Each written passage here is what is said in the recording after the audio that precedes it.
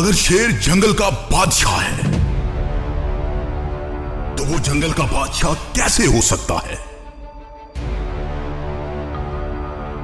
अगर वो सबसे बड़ा नहीं है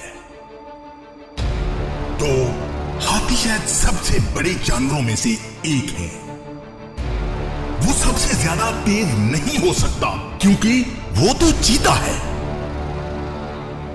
वो सबसे ज़हीन नहीं हो सकता तो वो सबसे बड़ा, तेज तरीन या होशियार नहीं है। तो शेर जंगल का बादशाह कैसे बनता है? उसकी ज़हनियत, उसका एटीट्यूड, बस यही फर्क है शेर और हाथी में। जब शेर चलता है और हाथी को देखता है तो सोचता है कि दोपहर का खाना पकड़ो, हाथी सोचता है भागो। और ये सब ज़हनियत है, एटीट्यूड है। क्योंकि जब कोई नर शेर चलता है तो उसकी तादाद लगड़बगों से बढ़ जाती है। एक शेर अपना रास्ता, अपना शिकार खुद चुनता है।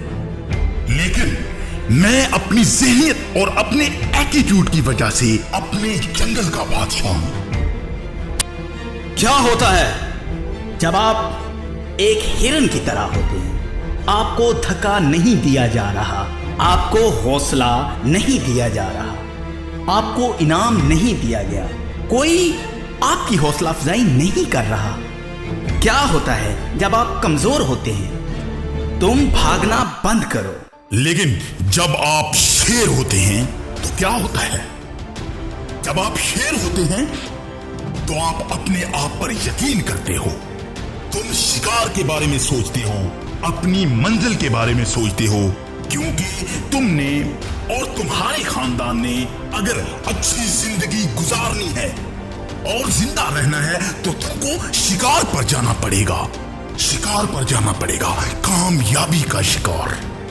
ये वो शिकार है जिसके बारे में वो पुरजोश हैं, क्योंकि असली शेर शिकार करना पसंद करते हैं।